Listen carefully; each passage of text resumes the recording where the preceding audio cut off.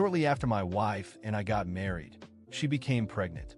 Just a week later, she was rushed to the hospital due to severe bleeding. We lost the baby.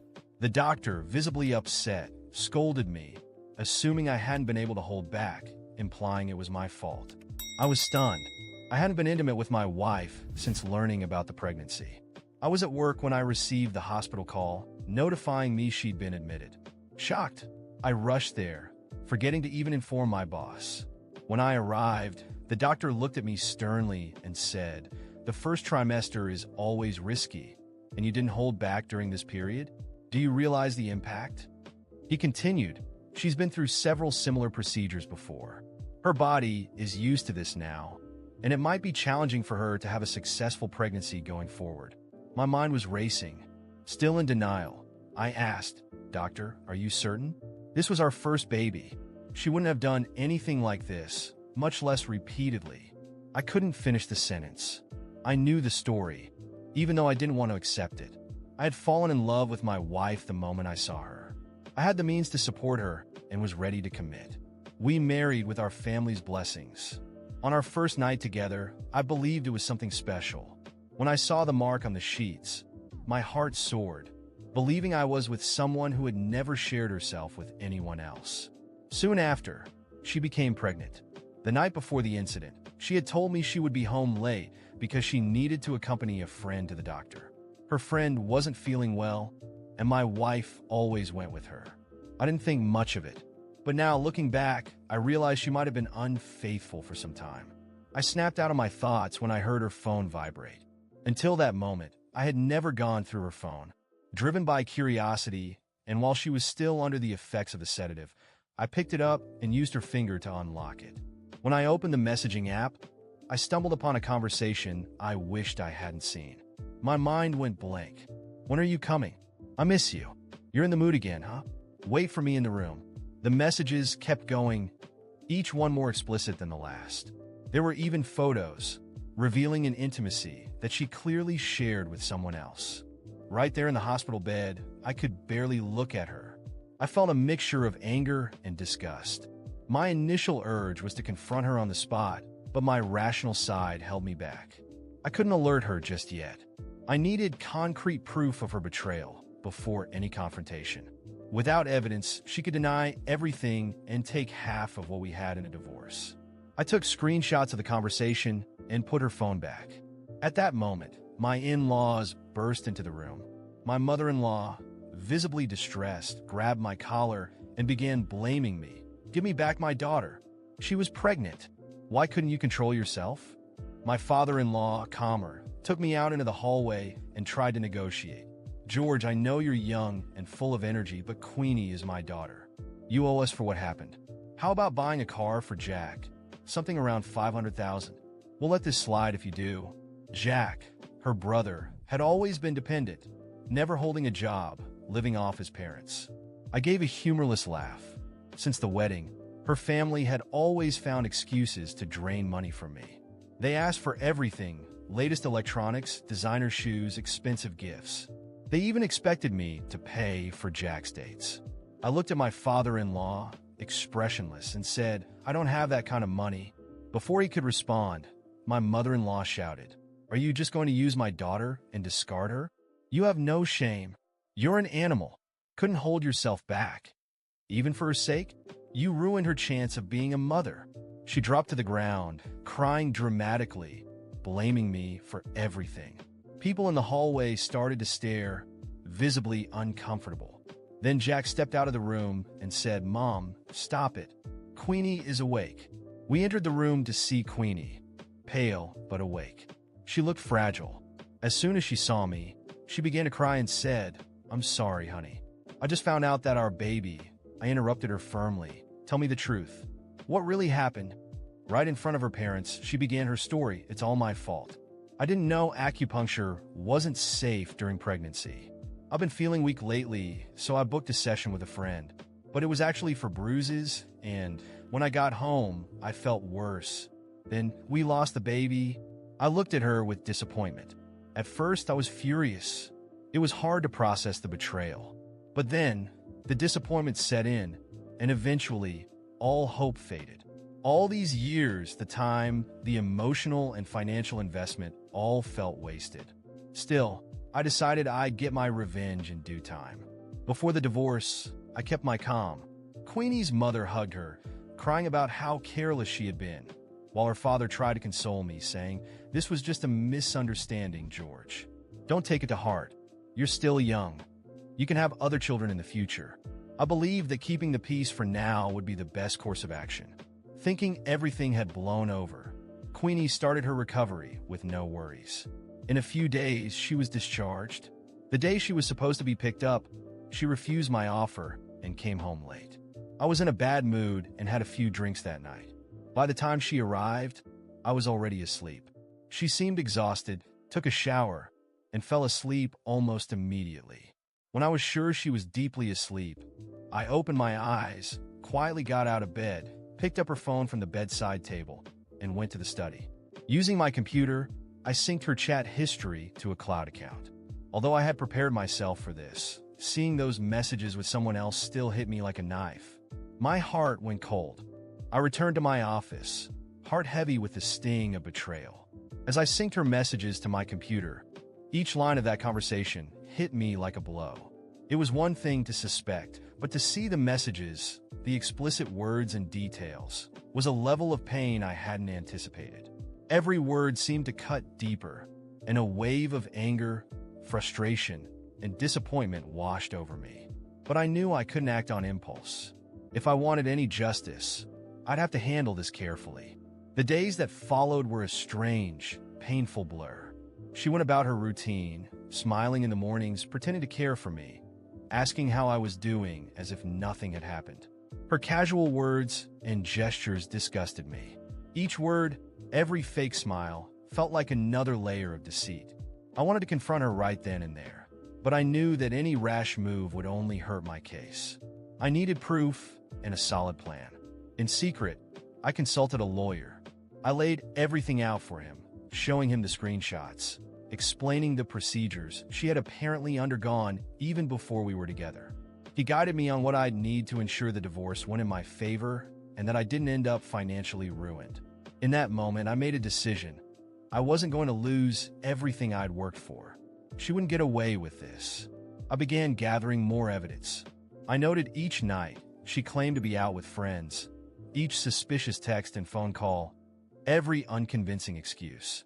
I documented everything, building a dossier on the double life she was leading. Every lie, every flimsy explanation was recorded in detail. Then something unexpected happened.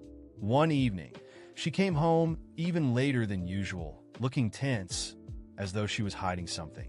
Casually, I asked about her day, watching her closely. She avoided eye contact and mumbled something about helping a friend. I knew it was a lie, but I pretended to accept it. Her anxiety was evident, like she was afraid I was catching on. That night, once she was asleep, I unlocked her phone and found yet another set of messages. This time, they were discussing how to keep their relationship hidden. "Is he catching on?" her lover asked. "No, he's way too naive to figure it out. I don't think he'll find out anytime soon," she replied, followed by laughing emojis. My blood boiled. Naive? Little did she know I was collecting every piece of evidence. Days passed and I kept silent. She continued her charade, but I was prepared. Every smile she offered felt like mockery. My anger simmered below the surface, but I knew that confronting her too soon would ruin everything I had built. I wanted her to feel the weight of her actions, to understand the damage she had caused when it all finally came crashing down. Then, one day she slipped up. She arrived home looking uneasy, and when I asked casually about her day, she hesitated. That night, after she'd fallen asleep, I found a new set of messages in her phone. They were explicit, filled with details I'd never wanted to know. My heart clenched as I saved the screenshots, knowing these would be the final pieces of evidence I needed. A few friends, aware of my situation and the plan, had started dropping hints around her. They would make small talk about loyalty and the importance of honesty in relationships, subtly reminding her of the values she was trampling. One of my friends even joked about how secrets never stay hidden. She began to look uneasy, as though suspecting something, yet convinced she was safe. It was almost humorous watching her scramble to pretend nothing was wrong. She would occasionally question me about whether I'd said anything to friends about our relationship, but I'd just smile and say, "No, why do you ask?" Feeling guilty.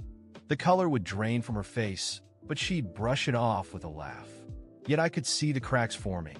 Her confidence was faltering, and she was starting to wonder if she'd miscalculated. I continued to wait. I wanted her to feel every ounce of the weight she had placed on me, to understand that her lies would eventually destroy her own stability. I wasn't going to confront her in a heated moment. I wanted to do it at a time and place where she'd have no room to escape, where she'd have to face every lie, every betrayal. She would know exactly who she had underestimated. She thought I was naive, thought she had me fooled. But when the moment came, when everything fell apart, she'd understand just how thoroughly I had planned this. And I'd leave her with nothing but the ruins of her own making. The days dragged on, each one a painful reminder of the betrayal I was living with. I kept up the facade, going through the motions, pretending we were the picture-perfect couple. She continued her charade, playing the caring, loving wife, acting as if nothing was wrong.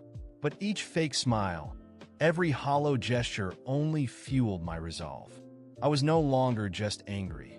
I was determined to make her understand what she had thrown away, to make her feel the depth of every lie she told, every deception she wove. Over time, I carefully prepared every detail of my plan. I started making discreet financial moves, shifting funds from our joint accounts into one solely in my name. Slowly, I worked to ensure that the house was under my ownership, not ours. All the assets we'd built together were being quietly redirected. She had no idea, still completely convinced I was oblivious. But soon, she would realize just how thoroughly she had misjudged me. The day finally came. She announced another night out with friends. I smiled and kissed her goodbye at the door, wishing her a pleasant evening. But this time I followed her. At a safe distance, I watched as she met her lover at a restaurant, laughing and smiling in a way she hadn't done with me in months. In that moment, everything clicked, the realization of just how disposable I was in her eyes. I had been used, discarded, deceived. While she enjoyed her evening, I went back home to finalize the last pieces of my plan. I set everything in place, leaving nothing to chance. When she returned home, well past midnight, I was sitting in the living room, pretending to read. She gave me her usual fake smile, trying to act normal. Little did she know, this was the last time she'd try to play me for a fool. "How was your night out with friends?" I asked, keeping my voice calm, making her feel comfortable enough to lie again. She mumbled something vague, clearly not expecting any suspicion. That was when I placed her phone on the table, open to her latest chat with her lover. She froze, her face going pale as she took in what was in front of her. For the first time, I saw genuine fear in her eyes. "Do you have anything to say?" I asked, my voice cold. She stammered, trying to find words, but nothing came out. I watched as her mask crumbled, every fake smile, every line now painfully evident. I let her stammer and stumble, recounting each time she'd gone out with friends, each excuse she'd made. Every single betrayal I had recorded, every detail was laid bare. I didn't shout, I didn't rage. I simply listed every lie, every deceitful act. Her expression shifted from fear to desperation, realizing there was no way out of this. "You've destroyed everything," I said, almost to myself. "Every ounce of trust, every memory we built. You threw it all away. And now, you'll see what it's like to lose." I asked her to leave that night. No explanations, no pleas, just a cold dismissal. I could see her shock, perhaps realizing that her carefully built world was about to collapse. With nothing left to say, she gathered a few belongings and left, glancing back one last time, as if hoping I'd change my mind. But that was never going to happen. Her life here was over. The next day, I called my lawyer and finalized the divorce proceedings. Within a matter of weeks, the house, the finances, everything was legally mine. Every piece of evidence I had gathered, every careful move I'd made, had ensured that she would walk away with nothing. And to seal her fate, I secured a clause that prevented her from receiving any form of financial compensation. A few days later, she called desperate. She had nowhere to go, no money, and was now forced to confront the reality she had created. She begged to talk, pleaded for forgiveness, asked me to remember the good times. But all those memories were tainted, and I made it clear that there was no going back. There's nothing to reconsider. You made your choice, I said, my voice steady and final. She continued to plead, as if only now realizing the full weight of her actions. She wanted forgiveness, a second chance, but I knew that was a luxury she would never have. This was her beginning on a long road of regret. In time, she ended up staying with relatives, stripped of her independence, without the financial support she had once enjoyed. Meanwhile, I finally felt the weight lifting. I focused on my career, traveled, surrounded myself with people who valued and respected me. With each passing day, I felt stronger, rebuilding a life she had no part in. Eventually, I heard through mutual friends that her lover had left her too. For him, she had never been more than a convenient escape, and without the stability I had provided, he had no interest in staying. She was left, alone, with nothing but the echoes of her mistakes. And so, I moved forward, leaving her and the betrayal behind. In my mind, I knew this was the true ending, though part of me felt that her punishment was only just beginning. The absence of the life we had built, the isolation, and the silence, these would be her greatest torment.